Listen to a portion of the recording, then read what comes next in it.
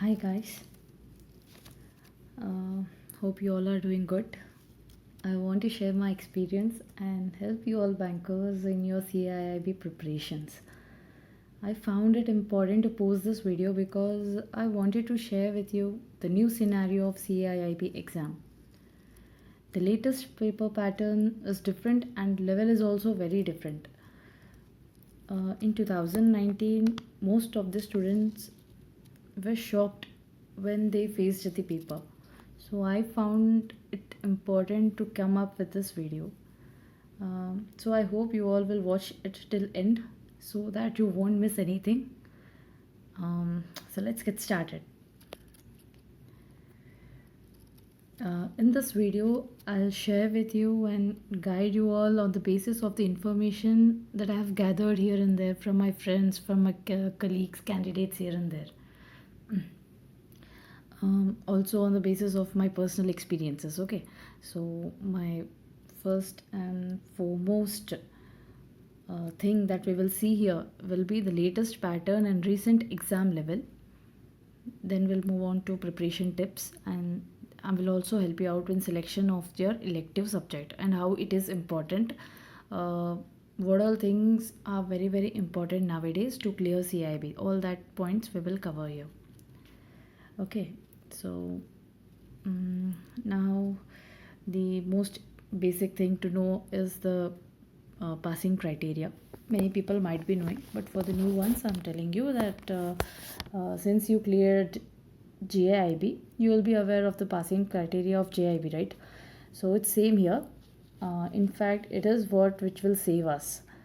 So it's very important to know the passing criteria of CIB and to take benefit of it, really, because frankly speaking, CIB is very difficult in comparison to JIB. I'm not trying to demotivate you guys, but just making you aware of the reality.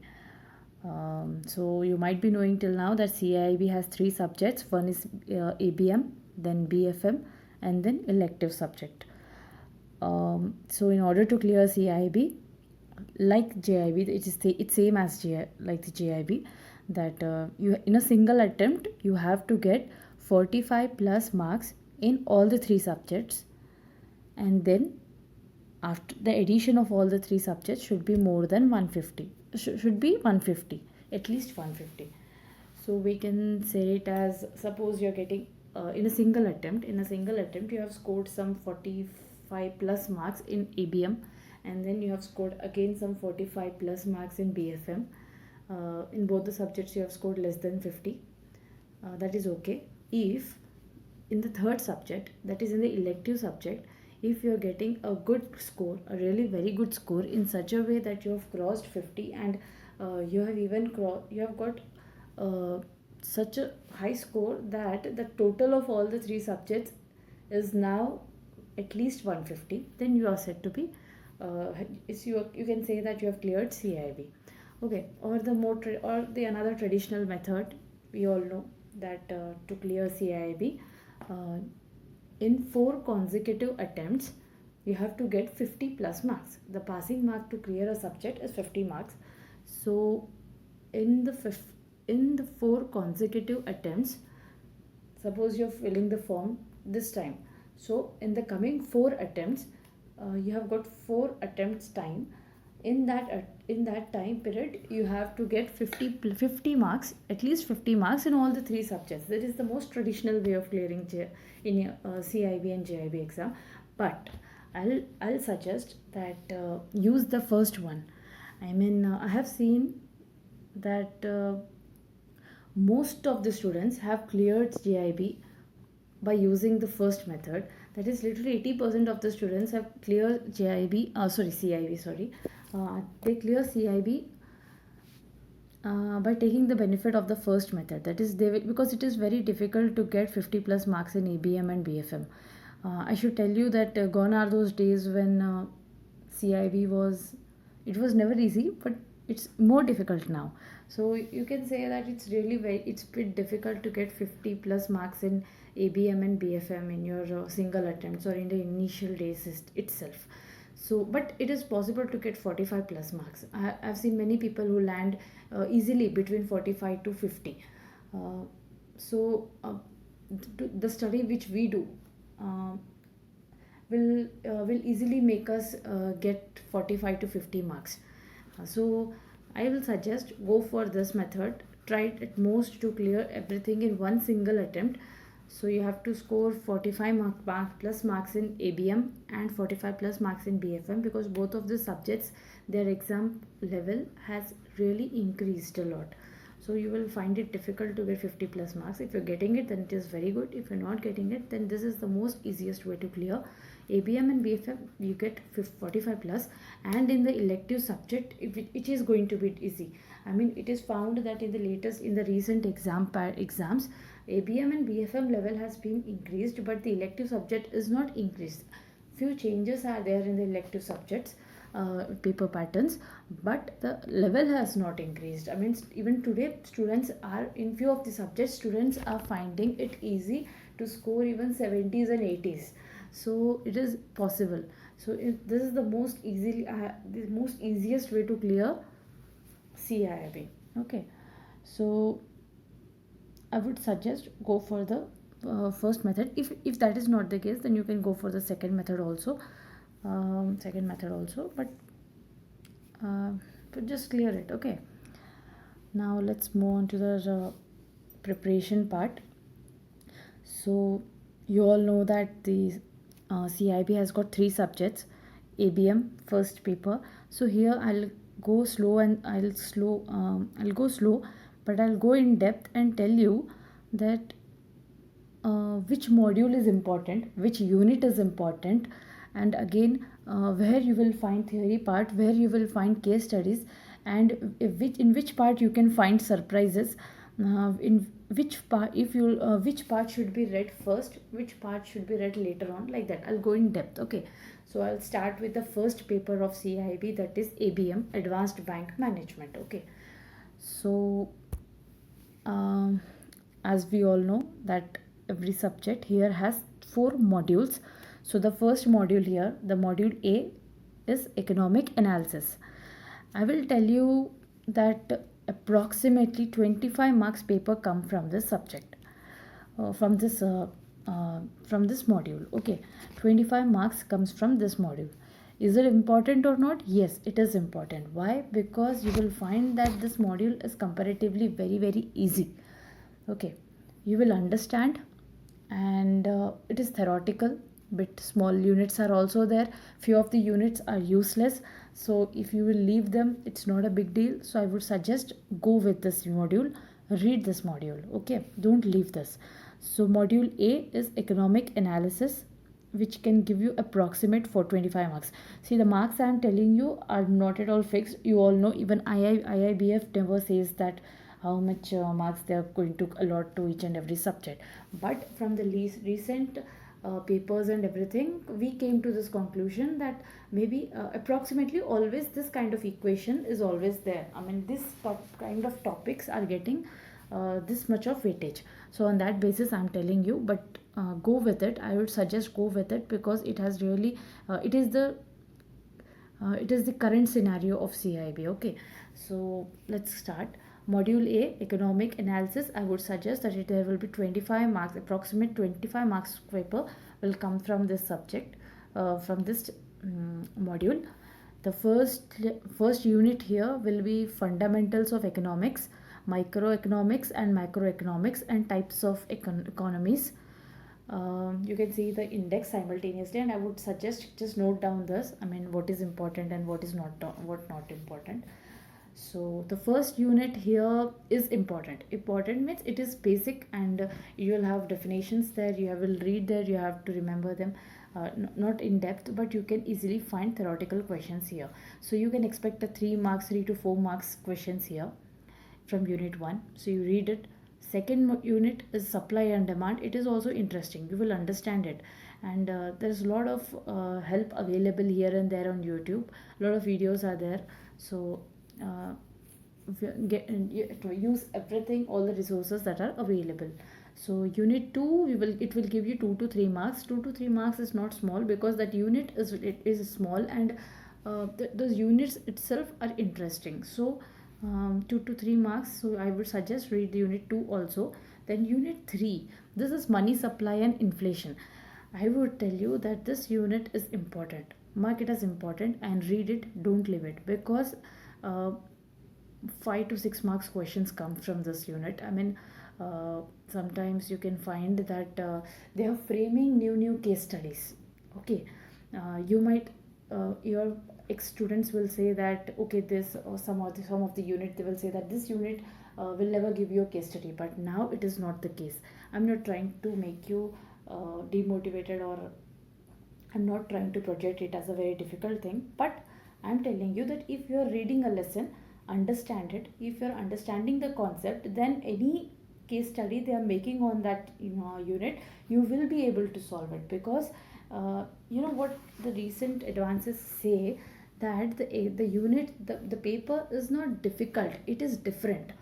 So they are giving you conceptual questions. If you are understanding what you are reading, then you will definitely clear the exam. Okay, so I would tell you, whatever you're reading, try to understand it. And talking about this unit 3, that is money supply and inflation, I would tell you this is an important lesson which will give you 5 to 6 marks, so don't leave it. Okay, let's go ahead. The unit 4 is theories of interest, which will again give you 3 to 4 marks. The next is business cycle. This is a very small sweet unit, and there's no point in leaving this. It will definitely give you 1 to 2 marks. Very basic type of questions for 1 to 2 marks will definitely come, and this is very small unit, so never leave it. And then comes the unit 6, which is Indian economy and various sectors of the economy. This unit is not very important. You can leave it in, I can say. If you leave it for now, read your all the other parts of the book. If you have completed everything, then come to this unit, because hardly 1 to 2 questions will be asked, sometimes not even that is asked, and it is very lengthy, and no point in reading all those things. Okay, so no, it's not very important. You can leave this for now. Then comes the unit 7, which is economic reforms. Here 1 to 2 marks will be asked. I would suggest don't read it now, but yes, if it is at a stretch you are reading, then read it, not a big deal. But you can expect 1 to 2 questions from this unit. Then comes the monetary policy and fiscal policy. This unit is completely theoretical, and it will give you 1 to 2 marks again. I mean, you can see here that the second part of this module is giving you 1 to 2 marks, 1 to 2 marks. So if you are running short of time, then for now you leave it, but come to them later on. Okay, but for now you can leave it, and focus on those units which are giving you high weightages. This is something which can be left because its weightage is less, but then again it's your wish. I would suggest, or otherwise read it once. It is not very difficult also. It's completely theoretical and easy to understand. Okay, so unit 8, which is monetary policy and fiscal policy, will give you 1 to 2 marks, and it is completely theoretical mostly. Okay, then comes the GDP concept. Unit 9, GDP concept. Mark my words, this is very important unit. I would suggest, instead of wasting time on those 4, 5, 6 units, go for utilize that time for unit 9, 10, especially because here you will find new concepts, new formulas, and in the exam, in the latest exam, recent 2009 recent attempts, short case studies was formed on simple GDP concepts, GDP concepts formulas.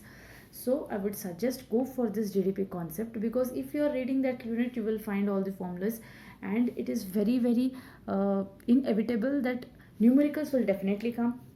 In that attempt, case study came. Maybe case study this year it might not come, but it will come from union budget, or it will come from upper units, but it will come somewhere or the other. So I would suggest go for GDP concepts, read that lesson completely nicely, because it is very important, and it will give you, definitely give you 4 to 5 marks. In the form of theory it may come, it may in the form of numericals it may come. Few in the recent times it came as case study, and it was a easy case study. If you are knowing the concept, then you can easily solve it. So you should not leave those good opportunities. Okay, so go with the GDP concepts. Then again, unit 10, which is union budget. This is also a numerical type of unit. Again, you should be thorough with the theory part, you should be thorough with the numericals part, and you can expect 4 to 5 marks here. So you can also expect a different, a creative kind of case study here. You never know, so go with it, understand it, and prepare it well. Okay, 4 to 5 marks. From here it's possible. Again, unit 11. Unit 11 is challenges facing Indian economy. This unit will give you 1 to 2 marks, and it is not so important. Like unit 6, I would suggest leave this for now, and don't focus it. If you have got a lot of time, then definitely you can read and get those 1 to 2 marks also. But it's you will not even, I don't even find it important. I never found these units important, so you can leave them. But okay, so the gist is that unit 9, unit 10, unit 4, unit 3, especially unit 3, all these are very very important. You will mark my words, unit 5 will give you 1 to 2 marks, definitely it comes. And then unit 1 is also important, definitely 3 marks question comes from there. Unit 2 is also important. And you might feel that everything is important, but yes, you have to clear it, you have to read it, right? So go with it, and these units are not very boring, they are understandable. And then you have got lots of YouTube videos here and there, so you can uh, use that opportunity also. Okay, so let's so I would suggest read the module A, that is economic analysis of APM. Okay, start with it, it's a good unit. Then we'll see the second module. The second module is business mathematics. As I've said that the previous unit, the previous module gave us a approximate 25 marks. Here it is 25 to 30 marks. This unit is very very mathematics. There are a lot of maths here, and those who don't like maths, I would suggest, please don't, you people also don't leave this module, because there was a time when people used to find this very difficult. But I would suggest that this is not very difficult, instead it is interesting. If you have no help, then you will find it boring, but now a lot of videos here and there are available. So I would suggest watch those videos and then come back to this unit, read those units, you will find it very simple. And this unit will give you most of the case studies. The CIB paper is nowadays in such a way that you will find case studies everywhere. So most of the case studies in ABM come from this unit, this module. So I would suggest don't leave it. It is full of maths, and not a boring maths. If you're watching a video of how to about a particular unit of this module, and then you're reading it, I don't find you'll have any doubt, or you'll be you'll in fact you will enjoy it. Okay, so I would suggest don't leave this module, you can go with this module. This is module B, business mathematics.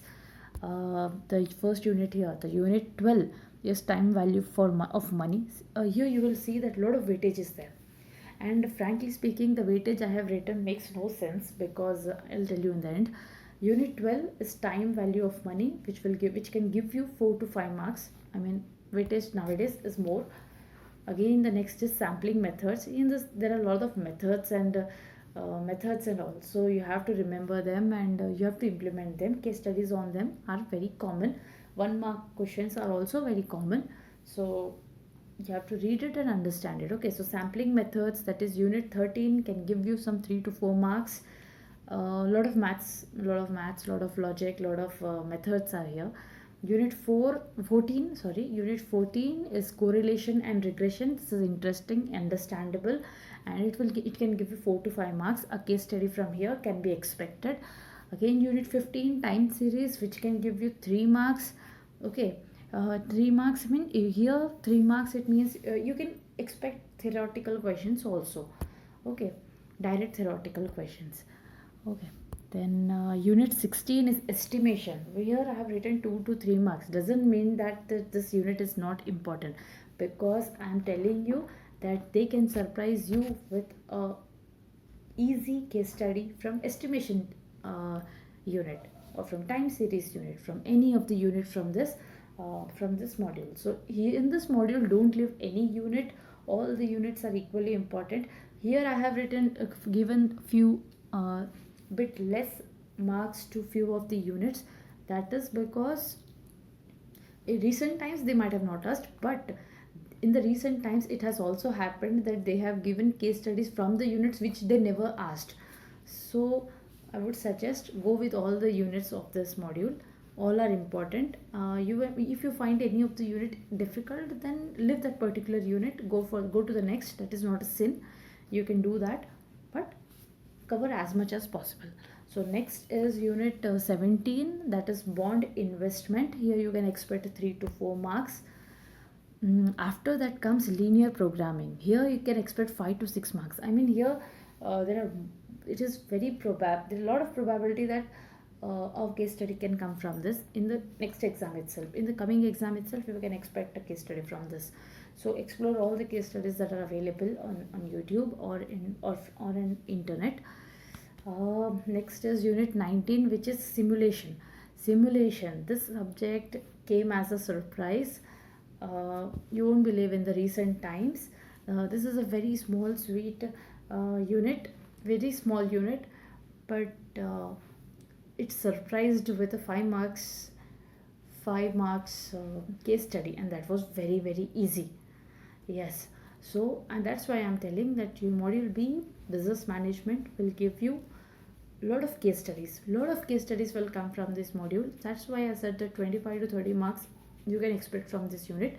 Since though I have written marks for each and every unit, don't go with it. I would there is a possibility that a random case study can be formed from any of this unit. Okay. So but overall, a lot of weightage comes from this module, so go for it. I would suggest go for it. But before reading the, if you're reading it and you're finding it not easy to understand, if it is not very easy to understand, then just watch a video and then come here, you will find it easy. Okay. Well, video in the sense video of that particular unit, and then read the book, you will find it easy. So I would suggest read the module B, that is business mathematics. It is interesting. And scoring too. Then comes the third module, which is module C, human resource management. You can say that madam is saying, I'm telling that each and every unit is important, but no, it is not like that. Human resource management, this unit is completely theoretical, and I would tell you this unit will help you to clear the paper, because questions here are very easy, but that doesn't mean that you will get marks. They are confusing also, and most of the students make mistakes here, but not everyone make mistakes. I'll give you some tricks and go with it and clear, and you will find it very easy to clear this subject. Okay. So I would suggest read module C also, that is human resource management. This unit is very very theoretical, and it is very very important with respect to clearing CIB exam. You can expect 25 marks question, approx 25 marks. You can even expect 20 marks also, I can say, because it is completely theoretical. There was an attempt of CIB in the recent times wherein lot of questions came from this unit. I mean, a lot of questions came, but before this, such a good weightage was not given to this unit. So that is unpredictable. I can say that approx 25 marks can come, or even 20 marks can come, but this subject will help you clear the exam for sure, because we run short of time, and this is a subject which gives us right answers with very less hard work. So I would suggest don't leave this unit. It is very very it is a plus point to us. Okay. So module C, human resource management, can give us 20 to 25 marks of questions. I mean 20 to 25 marks, and it is completely theoretical, and it is very very important with respect to exam. The first unit here, that is unit 20, is fundamentals of human resource management, and you can expect 2 to 3 marks of theoretical question from this. Again, the next unit is unit 21, development of human resource. You can see from the names itself that it deals with our HR. Okay, so HR, their duties, their responsibilities, the expectations from them, all this will be dealt here. So we can connect. Okay, so a good logical reason, if you answer these questions with good logical skills, then you will definitely get them right, get all the answers right. Okay, and if you're suppose if you're studying unit A, module A and module B, suppose you have read module A and module B only, because we are left with we are always short of time. So suppose you read only A and B, and then you see, if you are able to read C uh, the way I'll tell you, then you will see that you have literally completed 3/4 of the unit, 3/4 of the book, which is a good thing. Okay, so I would suggest that module C will help you, definitely help you. So always be positive about this unit. See here, the unit 21, that is development of human resource. This is a big unit, lot of pages, but it will give you 7 to 8 marks. You can expect case studies also. I mean, this is theoretical. How can is that how come that is possible? But yes, it is possible in CIIB. In CIIB, they will give you loads and loads of case studies. So in unit 21, you can expect 7 to 8 marks of questions. That is a lot of weightage is there for this unit. So definitely read this unit. Then comes the unit 22, human implications of organizations. Here you can see that the topic, the unit's name itself are easy to understand. So the content is also easy to understand. There will be few points which you have to remember, but then comparatively with in comparison with other units, you will find these units easy. Okay, so human implications of organizations, this will give you 4 to 5 marks. After that comes unit 23, which is employees feedback and reward system. Name itself is so easy, so the unit is also not very difficult, and it will give you 4 to 5 marks. These are approximate marks I'm telling you on the basis of the recent exam pattern. Unit 24, that is performance management. See here, the name itself will give you half of the information what might be written in the unit. So performance management will give you 3 to 4 marks, and the unit 25, that is HRM and information technology. As the units go on, the level also goes on increasing. So HRM and information technology, here you can expect 3 to 4 marks question. Okay, now I'll suggest you people, you might not have enough time to read this unit, because if you're having time, then it is very good. If you're not having time, then at that point of time, I will suggest you to download short notes from internet. They are available. I don't know I'm allowed to take name or not, but short notes are very easily available on internet. Download the short notes, and if you're really running out of time, if you have no time to read this unit, because the units are definitely lengthy, so if you have no time, just download the short notes and read at least the short notes. I'm telling this because when you read the short notes, you will get an idea. You will get an idea only for this unit. Okay, and that too only then when you don't have time at all. If you're having time, then I would definitely suggest to read the units, because that will be very very useful. I have literally heard from many of the candidates that it was their mistake that they left this unit. So very easy questions come from this unit, so that's why I'm focusing so much. So I would suggest, before, if you're really running out of time, you don't have time at all, then at that point of time, I think it would be better, instead of leaving, just download the short notes and read them, because once you will read them, you will come to know all the important points, and you will understand the way, what are you expected, I mean, what kind of approach is expected from a HR. That idea itself is enough to solve the questions. So on the basis of short notes also, you can definitely score a lot of marks. I won't say all the marks, or you can get of you can give right, you can't give right answers to all the questions, but definitely you'll give answers to lots of questions, especially for this unit. So if you are if you have planned to leave this unit, then I would suggest read at least the short notes. Okay, short notes, and then go for it. But and if you have time, then read all the units. They are really very scoring. Okay, and if you're a person who likes theory part, then you should definitely go for this. Okay, case studies are expected everywhere. Okay, everywhere you can expect a case study. I mean, though it didn't come till now, doesn't mean that it will not come. They can form a simple one from this part also. Okay. Mhm. So let's move forward. So this is also an important unit, and it will definitely help you in clearing the paper. The next subject of APM is module D. Sorry, next module is credit management. Credit management, it can give you approximate 25 marks. So you can see it has been divided as 1/4, 1/4, 1/4. I have given you 20 here 25 marks because 25 marks here. This unit is also important, but then it depends on you how much knowledge you have on credit, on loan department and all. If you are not having a lot of knowledge about it, then I would suggest uh, give less priority to this unit. If you're already working in credit department, or you have got good experience there, then you should take advantage of that, and you should read this first, and try to avoid some other unit, some other module.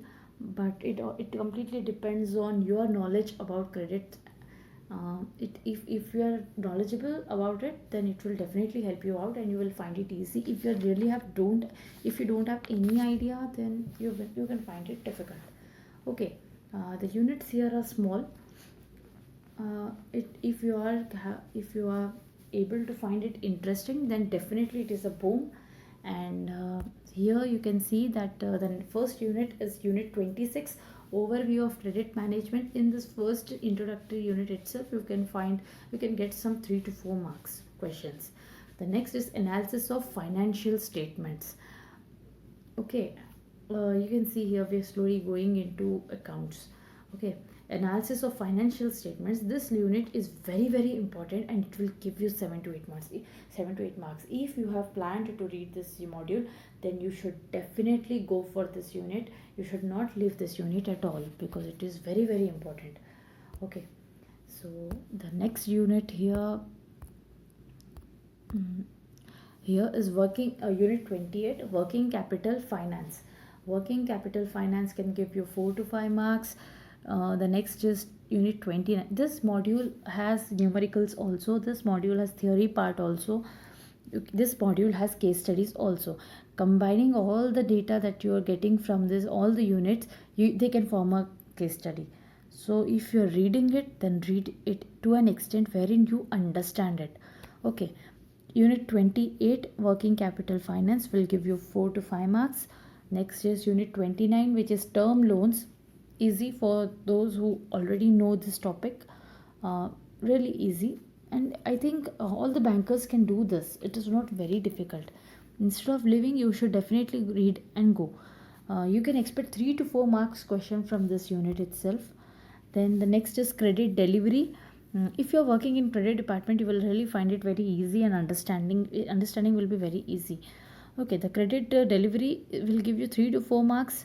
The next is unit 31, wherein credit control and monitoring. So 3 to 4 marks. So you can see that here we can't say that this unit is waste. Like I said in the first module, you can't say like that. This unit is really very useless. You can't leave like that. You can't say to any unit. So unit 31 can give you 3 to 4 marks. Then the next unit 32, which is risk management and credit rating, will give you again 3 to 4 marks. Then the next last is unit 33, which is a very small unit. So this unit, that is restructuring or rehabilitation and recovery, this can give you some 2 to 3 marks. If you're already working in credit, then you'll find it very important. If your aim is to go into that field, then also you should read it. It is interesting. And here you can say that this module is also having a good weightage. So I would suggest in all I would suggest go with module A. It is very interesting. Module B, if you are good at maths, then you should definitely go with module B. It has got all the methods and all lot of case studies will come from module B. Module C is our friend. It will help us to clear this exam. And module D, if you're working in credit department or you have planned about that, then you should definitely go for credit management. Okay. The next is BFM, Bank Financial Management. Okay, the next subject of CIIB is BFM, that is Bank Financial Management. Again, this subject has it has 4 modules. The first module, module A, is International Banking. As you can see the name from the name itself that it deals about all the international banking things. So you can expect numericals here, you can expect theoretical questions, you can expect case studies. Okay, 25 to 30 marks means it is a very good weightage. So 25 to 30 marks of questions from this module can be expected. So it is a very important module. The first unit here is exchange rates and forex business. From this particular one single unit, you can expect 8 to 9 marks of questions. Now 8 to 9 is a very big number.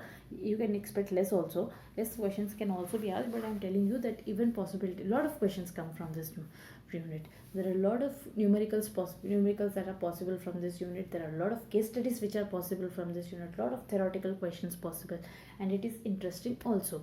So I would suggest don't leave this unit. This can give you 8 to 9 marks. All theoretical answers and all numerical answers can be given. Then unit 2, that is basics of forex derivatives. This is completely theoretical unit, and this unit itself can give you 3 to 4 marks. So I would suggest don't leave this unit also. It is completely theoretical, so you have to read and remember. The unit 3rd is correspondent banking and NRI accounts. This unit is, I have written 5 to 6 marks here, but I have seen that every time one case study definitely comes from this unit. You should definitely read this and you should definitely remember this, because one case study, sure short case study comes, and after that individual questions come. So, and that case study is really very easy and doable. If you are getting any of the topic which is doable in CIB, don't leave it, because there are many things which you can't do. So if you're getting something which is doable, don't leave it. So the unit 3, that is correspondent banking and NRI accounts, which can give you 5 to 6 marks. Definitely a case study comes every time it comes. So never leave this unit. It is very easy. If suppose you have left the complete module itself, you just read this unit. This unit has nothing to do with the above and the below units. It is completely independent in its own type. So you can so you should never leave this. One case study is sure shot from this unit. The next is unit 4, that is documentary letter of credit. I would suggest watch video first and then read this unit, because it is easy to understand. It is really easy to understand, but some people find it difficult. So watch a video, it will help you out, and then read this, because definitely another case study comes from this unit. You can expect 5 to 6 marks questions. Definitely case studies also are very very common, so you can expect 5 to 6 marks. Then next unit is unit 5, facilities for exporters and importers. Facilities for exporters and importers, this unit is also important. It will give you 5 to 6 marks. You can expect case studies, you can expect a lot of theoretical numerical questions from this unit.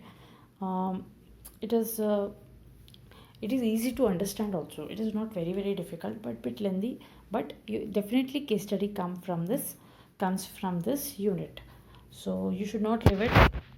It is overall, this module itself is important and interesting also. The next is risk in foreign trade, role of ECGC. again, this unit is completely theoretical. It will tell you about ECGC, foreign trade, this, that, and it is completely theoretical. Questions do come from this unit, and you can expect 3 to 4 marks questions from this unit. If you have time, you should definitely read it. Then the next is unit 7, which is role of Exim Bank, Reserve Bank of India, exchange control in India, FEMA and FEDI and others. This, as the name suggests, it will give us information about all of these things. Okay, so this is completely theoretical, and you can expect 3 to 4 marks questions from this. Questions do come from this unit. It's not like ABM. The questions do come from this unit. If you have patience, just read them. They are really helpful. Okay, they can give you 3 to 4 marks. So in overall, if you see overall, module A, international banking itself, all the modules are really important and interesting also. First two will give you about international banking, slowly even till the end, everything deals with international banking, exports, this, that. So it is interesting, okay, but a bit lengthy. You have to bear with that. Okay, so module A, international banking, 25 to 30 marks questions are expected, and most of the units here are important. Now let's move on to the second module.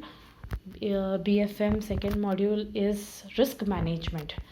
This unit is very lengthy, very important, and for many it is the most hated module. Okay, I won't say for everyone it is like that, but it is very lengthy, and there are different types of risks. We have to cover every type of risk, the points associated with them, lot of numericals, lot of case studies, everything, and lot of weightage also. I have written 25 to 30 marks here, but while solving the paper you will feel that some 40 marks might have come from that unit. I mean, everywhere you will see this topic only. So this is very important, very lengthy also, very important. Lots and lots of numericals are there in this unit, lots and lots of methods, lots of everything. Theoretical is also there, numericals also there, case studies are also there, formulas are there, few confusing concepts are also there, everything is there. Okay, so module B, risk management, 25 to 30 marks. This unit will form the paper. You will find everywhere this subject can be seen everywhere. But I have seen few people who have left this module and still cleared BFM. So because it's up to you, you plan accordingly, because everyone have got their own weaknesses, their own strength. So let me go forward. Unit 8, the first unit here, that is unit 8, is risk and basic risk management framework, the introduction to risk here. And here itself, in this first unit, you will find 5 to 6 marks questions, a lot of theory and numericals. Okay, the next is unit 9, which is risks in banking business. Risks in banking business, and in this unit you can expect 4 to 5 marks, and it is completely theoretical. Okay, this is completely theoretical. The next unit 10 is risk regulation in banking industry. There's no help I can give here, because I can tell you it is in general that if suppose a case study comes from this module, you will not even understand from where it came, but you will, when you read it, you understand and you solve it. Okay, so in general I can say that from this module case studies come.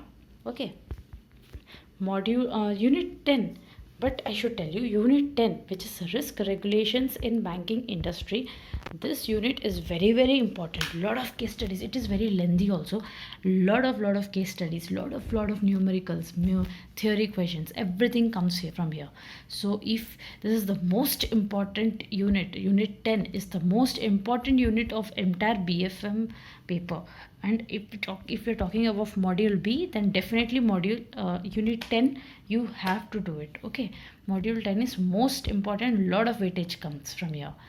The next is market risk. Now, as I said, there are a lot of risks, so for each and every risk we have allotted one units. So next is unit 11, that is market risk. This unit will give you 3 to 4 marks. The next is credit risk. Here you can expect 3 to 4 marks questions. Here you can expect theory questions. Here you can expect numericals also. Okay. Don't get confused with the points. Just be careful about that. You can find redundancy and points, but try to sort them out. Okay. Unit 13, operational risk and integrated risk management. This unit again can give you 4 to 5 marks. 4 to 5 marks question from this unit can be expected. The next is liquidity risk management, where we can expect 3 to 4 marks questions. The next is Basel III framework on liquidity standards. Here again 3 to 4 marks theory and numericals can be expected.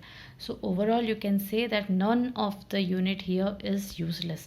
All are important, so you have to read everything. Only thing I would recommend is don't get confused. If you are taking this unit, read them nicely and revise them, and don't get confused, because if you're getting confused then your hard work will go in vain. But don't do that. Numericals you prepare here, a lot of numericals are there, and definitely a lot of case studies come from this unit. A lot of high weightage this unit has. Okay, so next let's move on to the next module, that is BFM module C, treasury management.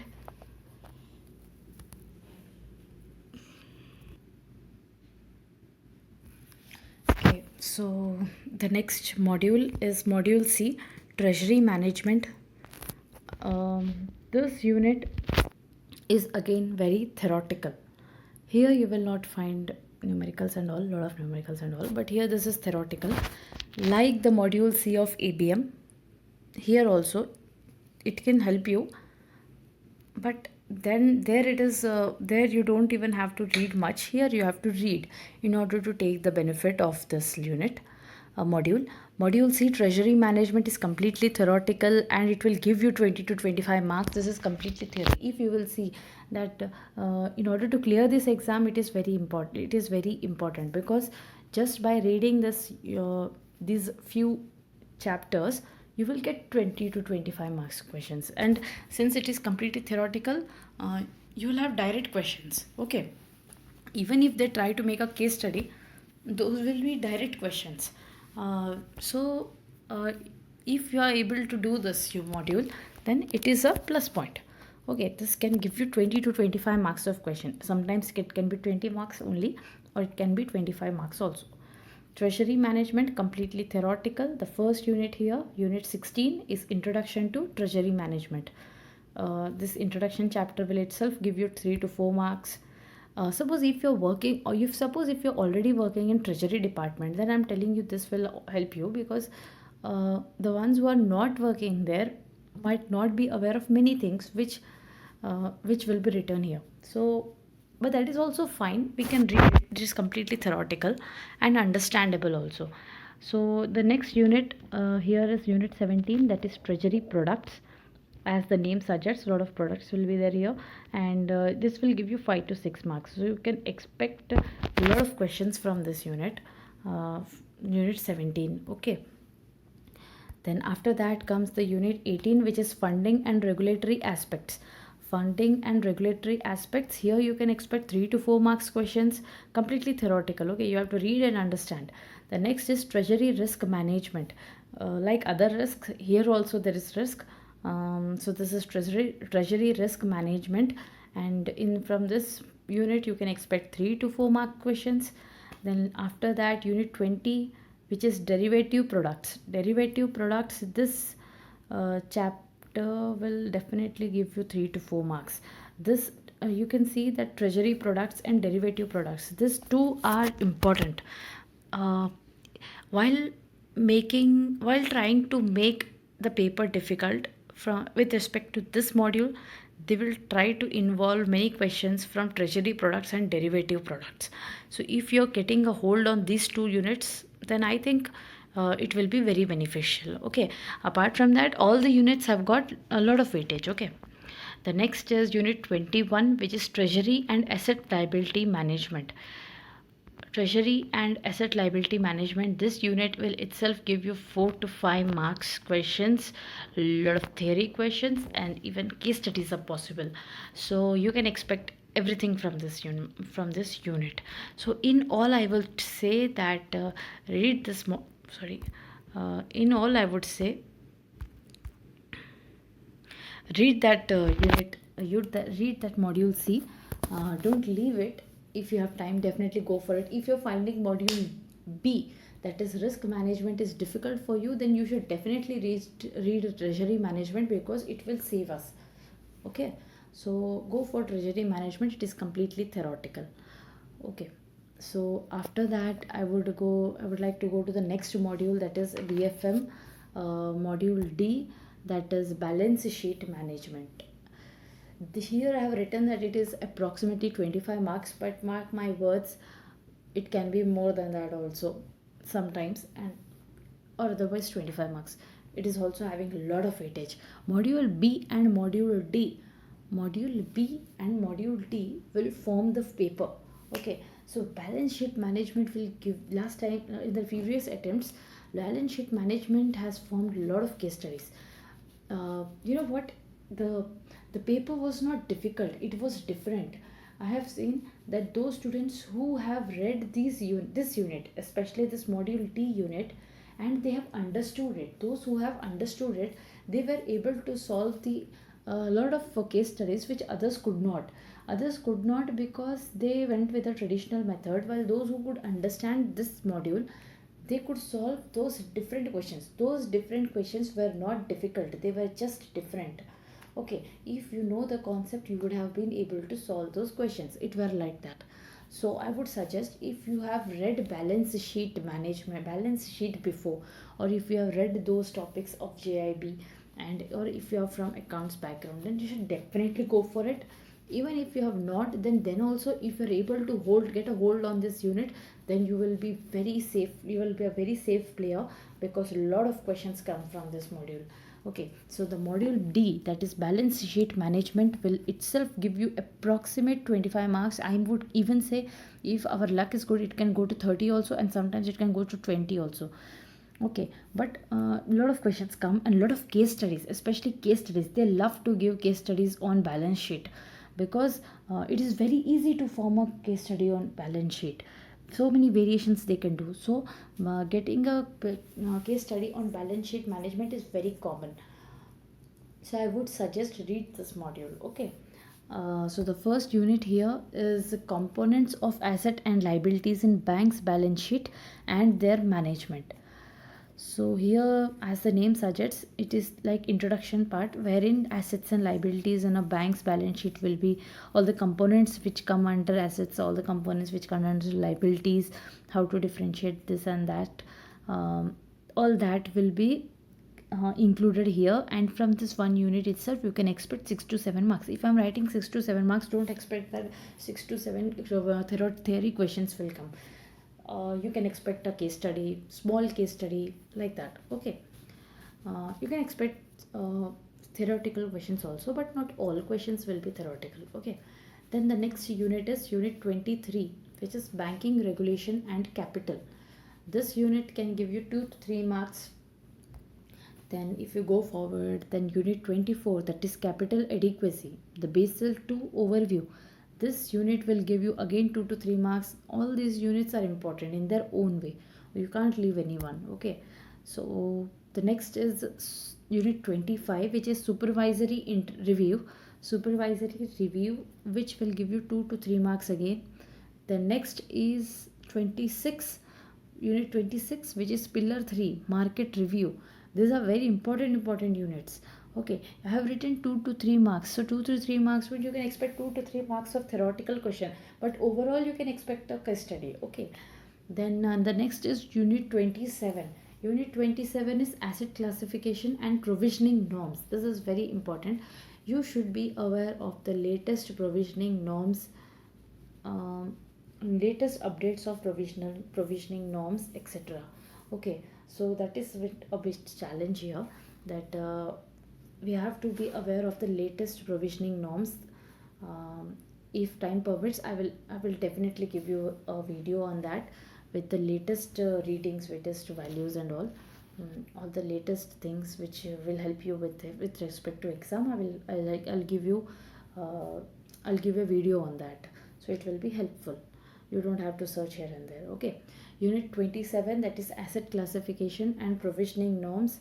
This unit will give you 5 to 6 marks. Again, this is very important unit. 5 to 6 marks. Here you can expect normal questions, you can expect case studies, so many things can be formed. Okay, so after unit 27 we have unit 28, which is liquidity management. Here you can expect some 2 marks of your theory and all. Again, unit 29, which is interest rate risk management. This unit can again give you 3 marks, and there are numericals also in this unit. Small numericals can be asked here. Overall case studies can be formed. Overall case studies can be formed from this unit, so from this module itself. So if you're reading it, read completely and read nicely, so that you can get really very good score. So I would suggest module D. Module A is very good. Module A, you can read it. It is about international banking. Everyone can do it. The next is risk management. It is a bit difficult.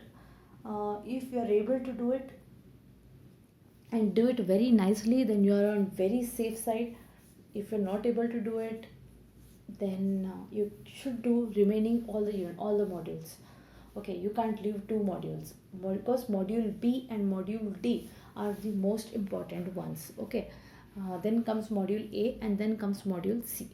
Okay, so module B, which is risk management, bit difficult but doable. Then comes module C, which is treasury management. I would suggest definitely read it, because that is the only part which is having no numericals, so no twists or no surprises can be expected there. So we should definitely use it and read module C. Definitely read module C. And then comes module D, which is balance sheet management. If you are from accounts background, or if you have already did this, its basic is also, your basic is already clear for this topic, then you should definitely go for it, because a lot of questions come from this module. And I would suggest, even if you're not knowing, then you should watch few videos and then do it, but don't leave it, because this module gives lots of case studies. And in the previous attempt, people say that the paper was very difficult. It was difficult, yes, it was difficult, because it was different. Case studies, I have seen so few of the case studies came, which the students didn't see. We students are from science and this and that background. We don't see accounts, we don't read accounts, so for us a small variation means a lot. But if you are clear with your concept, then those you can you overcome that small variation, and you will find that actually it is a easy case study. So I would suggest clear all your concepts before going to exam, so that it will be helpful. Okay, we have got another unit here, unit 30, which is RAROC and profit planning. This is theoretical and having with a few formulas, so accordingly you can expect 2 to 3 marks questions here. You can expect numericals here, and also theoretical questions.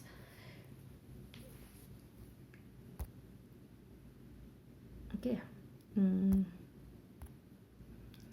So overall, I have told you so many things, but in all, I would like to suggest that there gone are those days when other sources were useful. Now the days have come wherein if you have to clear CIB, you have to read the Macmillan book only. You have to read it, you have to understand it. There is no other because no coaching institute, no video, nothing, no short notes, nothing uh, is completely sufficient to give you 50 marks also. Okay, you have to read Macmillan to get 50 marks. Okay, so there is no substitute to Macmillan at all. In for case studies, you can't rely completely on the book, because it is not having good case studies and all. So for case studies, you can definitely go for videos and other internet sources. A lot of sources are available here and there. A lot of videos are there. Explore all of them. If I find anything which is not shared anywhere, or from the recent patterns and all. If I'm getting case studies, I will definitely share with you on my channel. Okay. We can then now let's go to the next topic, that is elective subject. uh, if you have already chose your elective subject, then you will find it boring, but it's my duty to tell you that if you are selecting your elective subject and you're going to ask anyone, they will tell you that take retail banking, because 90% of students take retail banking. But that doesn't mean that retail banking is the only easiest subject for you. It depends on your background, it depends on you, which subject is easy for you. Okay, so think once before selecting your elective subject. Don't directly go to retail banking. Banking is also good, but I'll give you a small short information on each and every elective subject and which one is suitable for whom. It will be very short. The first and foremost thing I would like to tell is that retail banking subject, though it is very easy, you should understand one thing: the importance of elective subject. You know that ABM and BFM are very difficult. You will hardly score 25 to 50 marks. If you are a very good student, then you will definitely score good. But if you are a normal student, you will score between 25 to 50. So elective subject should be such that it can give you some 60, 70, 80 marks. Okay, so you can't take risk here. So don't take any risk here. Don't try to act smart while selecting your elective subject. Be wise and select the best one for you. So everyone will suggest you to go for retail banking. It is easy, but it's my duty to tell you about all the subjects. So I will tell you the elective subjects. The first is corporate banking. Corporate banking, it deals with the corporate banking department. If you are working there, you will find it easy. If you're not working there, then please don't take it, because it is actually not so easy. I'm telling you, not it's not I'm telling on the basis of the experiences I have received from different students. The ones who have taken these subjects have not been successfully scored a lot of they didn't score high easily, though they might have scored high score, but they have done that with a lot of efforts, or some cases they have put a lot of efforts, still they didn't get that score. So our aim is to select a subject wherein we should our effort should be less and the score should be more. Okay, or your efforts should be paid off correctly. Okay, so the first, corporate banking. This subject is easy for those who are working in corporate banking departments, and it is not that easy. If you have no idea, please don't take it. Then second is retail banking. Retail banking is, yes, very easy. It is easy because it is what we do in our daily day-to-day banking. So it is about our everyday banking. It has there is a lot of study material available here and there on for retail banking. So if you're taking retail banking, you will find the data is available very easily, but that is not important, because ultimately you have to read the book. Okay. Now retail banking is really easy and it will be useful in your banking also. But I would like to add one point, that in one of the attempts, when IIBF started to uh, increase the difficulty level of CIIB, uh, I have seen that in one of the attempts, suddenly the retail banking paper came very difficult. In that attempt, students who have taken central bank or HR, they have really scored very high scores, while those who have taken retail banking, they didn't score well. They even few failed. That was because everyone is taking retail banking, so maybe they tried to surprise them. I don't know why, but once that paper came very difficult, but that doesn't mean it always comes difficult, because in the previous attempt it again came very easy. So it fluctuates, but I would like to tell you that retail banking is a subject which everyone takes, so you can expect a surprise in this subject. While there is possibility that when you go to the exam, you can find that the exam is very difficult. It is possible. And also, one thing I would like to add, that in this subject you can expect all this latest schemes or everything which have been implemented and which have affected the banks. So you have to be aware with all the current affairs also, and which is very vast. Though we will help you out with our videos, but it's up to you to decide. Okay. Then the next elective subject is rural banking. Rural banking, if suppose you are working in RRB or you are an agricultural officer, then you will find it easy and relatable. If not, then also it is easy only. It is overall the subject is easy and scoring completely theoretical. And if particularly you're working as an agricultural officer or you're working in an RRB, then you will find it more easy. Okay, then let's go to the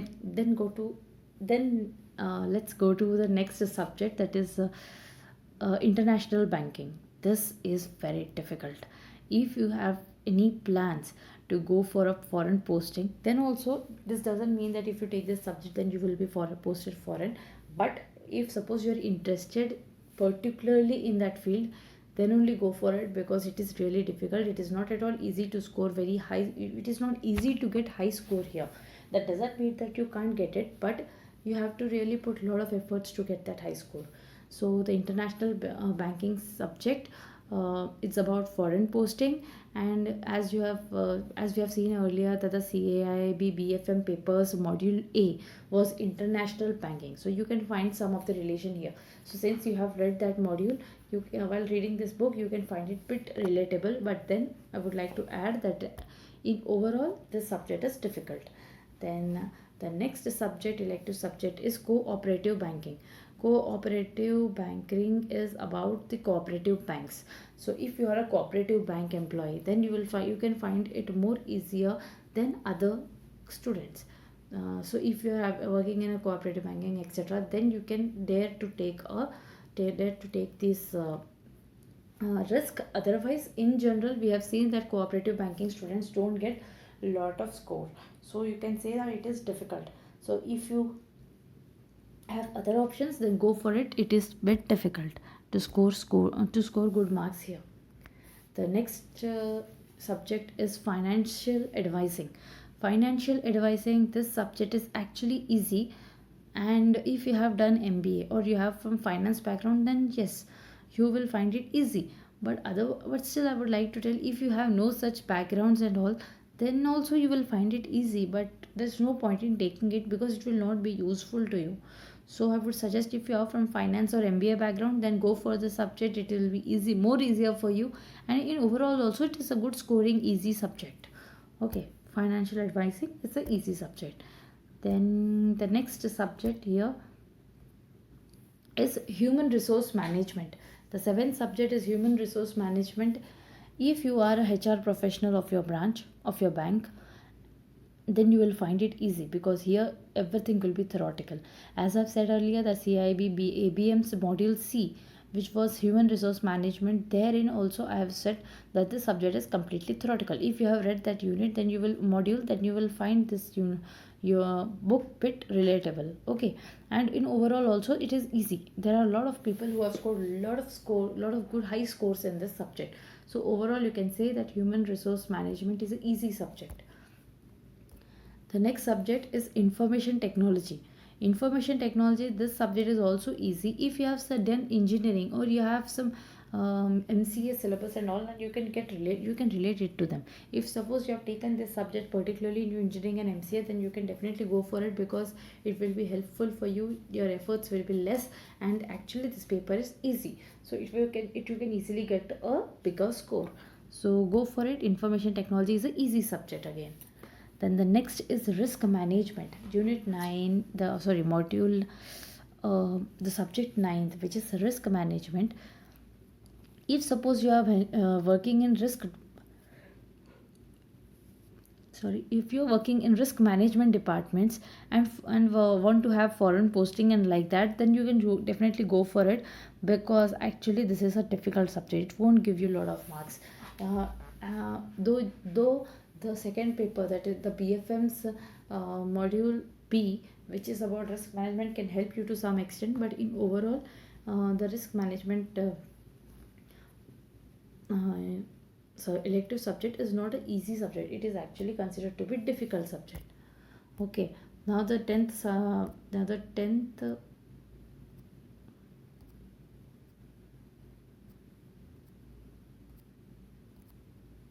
10th subject is central banking. Central banking is very easy. Go for it. It is very, very easy. It is completely theoretical. But yes, if you are a person who can't bear with theory, then you should think twice, because it is completely theoretical. It deals with our RBI, it deals with all the central. Initially they will start with all the central banks of all the countries giving introduction, and then they will focus only on our RBI.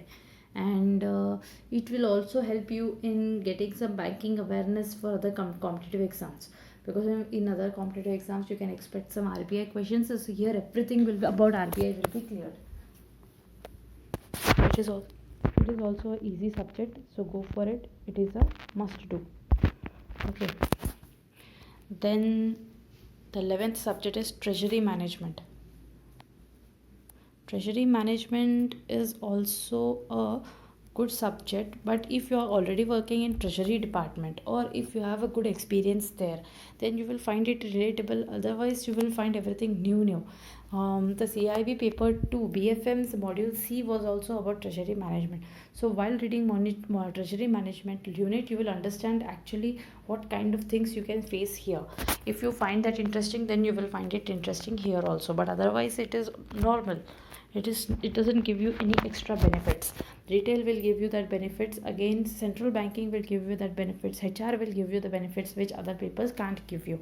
But overall, just think twice, think about your background, if and then decide, because easy for one doesn't mean that it will be easy for the another also.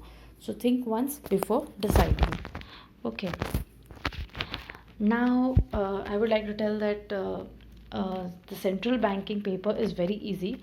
So in my coming videos, I'm going to complete the entire syllabus of central banking elective subject. All the units I will be covering here, because I have seen that people need help, and we are left with very less time before exam.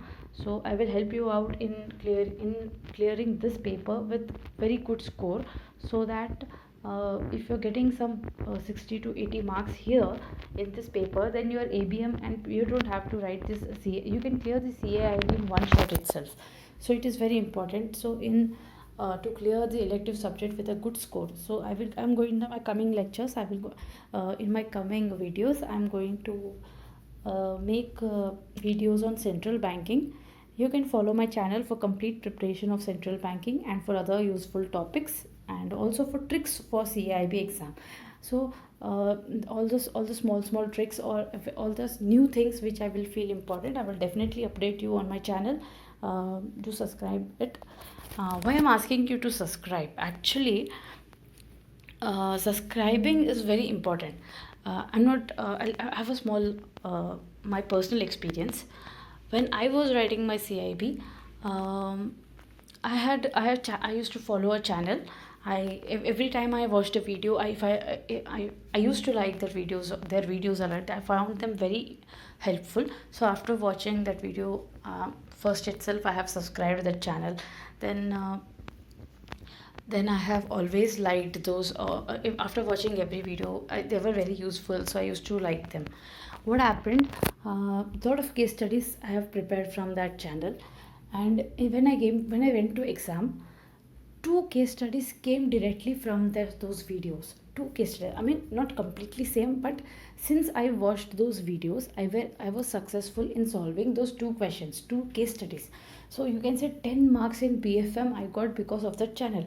So after writing the exam, after coming home, I was very thankful.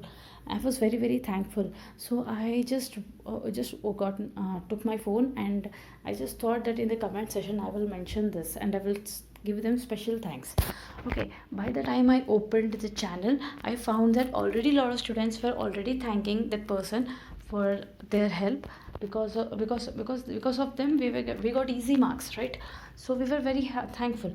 But when I read the comments, I came to know that everyone was saying that we have got 15 to 20 marks.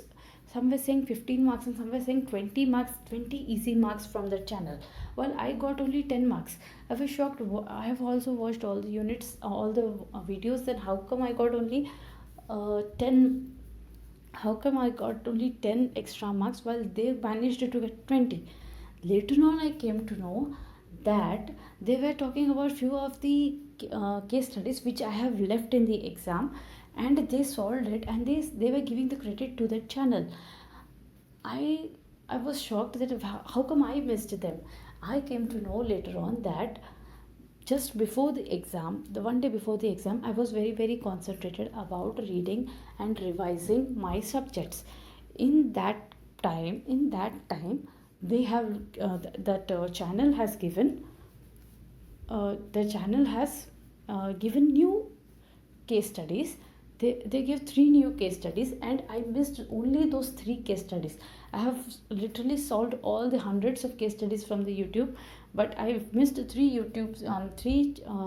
case studies, and from those three, two came in the exam. I really felt bad for 1 second, because since I have invested a lot of time in those videos, if I would have not missed those three, then I would have got better score, right? Less pressure. If you score more in an exam, in a paper, your pressure will be less in the next exam. So then I felt bit bad that if I would have turned on the notification, then maybe I would have come to know on time, and I would have watched that, because many people got advantage of it, but I couldn't get it.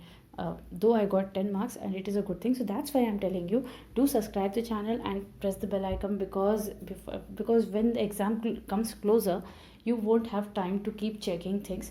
You want more and more data to come towards you.